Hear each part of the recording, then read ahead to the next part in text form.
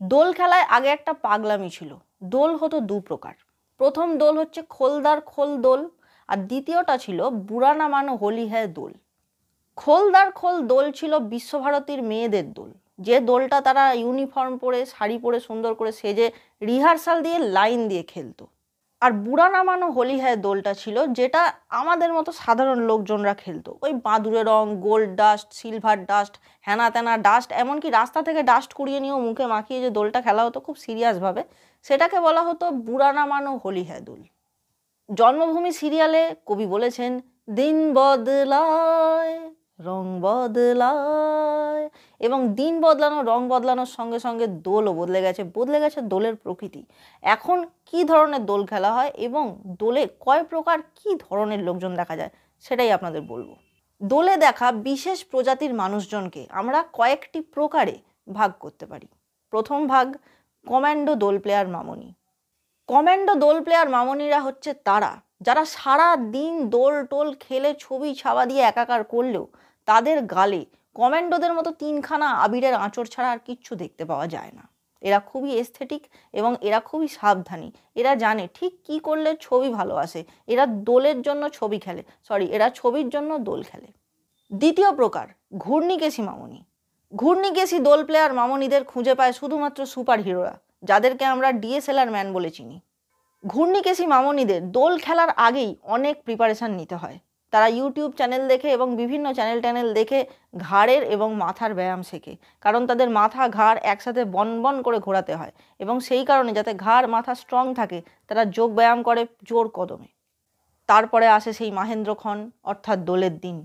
এরা ময়দানে, রবীন্দ্র সরোবরে এবং এরকম বহু পাবলিক প্লেসে পার্সোনাল প্রেস কনফারেন্স ডাকে, মানে ফটোগ্রাফারদের ডাকে, এবং তারপর এরা অত্যন্ত নিষ্ঠা ভরে আবির চ্যাটার্জিকে স্মরণ করে মাথায় 4.5 কেজি এবং আবির ঢালে, আর কি, ভেষজ আবির, হ্যানা আবির, ত্যানা আবির, এবং ঢালার পর যখন চুলের গোড়ায় গোড়ায় ছত্রে ছত্রে আবির পৌঁছে যায়, তারা মাথায় সমস্ত চুলকে একত্রিত করে দুনিয়ার চুল এক হওয়া বলে বাঁই বাঁই করে মাথাটাকে ঘোরায়।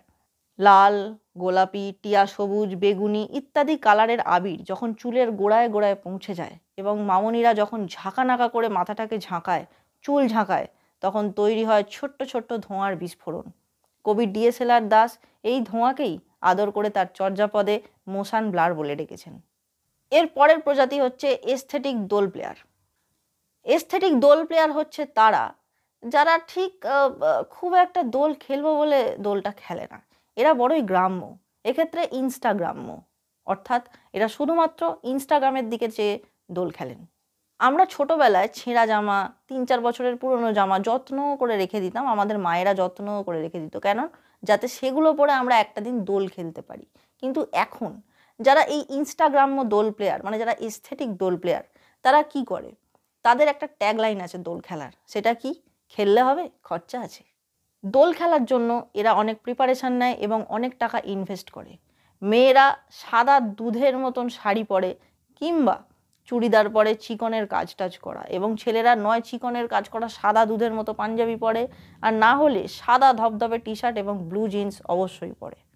এস্থেটিক যাতে একটু কম না লাগে সেজন্য এরা দামি সানগ্লাস পরে দোল খেলতেও পিছপা হয় না। এদের এই বড়লোকি আচরণের পিছনে অবশ্যই হিন্দি এবং বাংলা সিরিয়াল এবং অবশ্যই হিন্দি সিনেমা বহুলাংশে দায়ী। এর পরের প্রজাতি বুদ্ধিজীবী দোল প্লেয়ার। বুদ্ধিজীবী দোল প্লেয়াররা খুব একটা রাস্তায় নেমে দোল খেলার পাবলিক না। এরা বাড়িতেই নিজেদের লেভেলের বন্ধু বান্ধবকে ডেকে নেয় এবং তারপর কি করে, বসার ঘরে হালকা করে কোক স্টুডিও টাইপের গান ফান চালিয়ে দেয় এবং নিজেদের মধ্যেই গল্পগুজব করতে থাকে, এবং তারপর এরা সিঙ্গেল মল্টের পেগ হাতে নিয়ে দেশ দুনিয়ার বিভিন্ন সিরিয়াস ইস্যু নিয়ে ইংরেজিতে কথোপকথন করে, এবং তারপর যখন খাওয়া দাওয়া মিটে যায় রাতের দিকে সারাদিনের তোলা সমস্ত ছবি ছাওয়া ফেসবুকে দেয় এবং ক্যাপশন দেয় ইংলিশে, life is good. Last but not the least, মোদো দোল প্লেয়ার। দোল হোক, টোল হোক, চোল হোক, সালার যা খুশি হোক, শুধু অকেশান হতে হবে। মোদো দোল প্লেয়াররা কি করে? দোল খেলে কি দিয়ে? কিছুটা রং দিয়ে, কিছুটা রং জল নিয়ে। You know what I mean. আসলে কি বলুন তো, আসল দোল প্লেয়াররা সংখ্যায় এখন অনেক কম, তবে তারা একেবারে হারিয়ে যায়নি। তারা কারা জানেন? বলে দিচ্ছি। 1, যারা ছেলে মেয়ে নির্বিশেষে বাঁদুরের রং মাখাতে এবং মাখতে ভয় পায় না। 2, যারা দোল খেলার সময় ফোনকে নিরাপদে রাখতে প্লাস্টিকের প্যাকেটে ফোন ঢুকিয়ে পকেটে রাখে। 3, যারা বালতিতে বিচ্ছিরি ধরনের রং গুলে ছাদে চলে যায় এবং রাস্তা দিয়ে যাওয়া সাইকেলে বসা যে কোনো কাকুর গায়ে অনাবিল আনন্দের সাথে ঢালে এবং ঢেলেই লুকিয়ে পড়ে।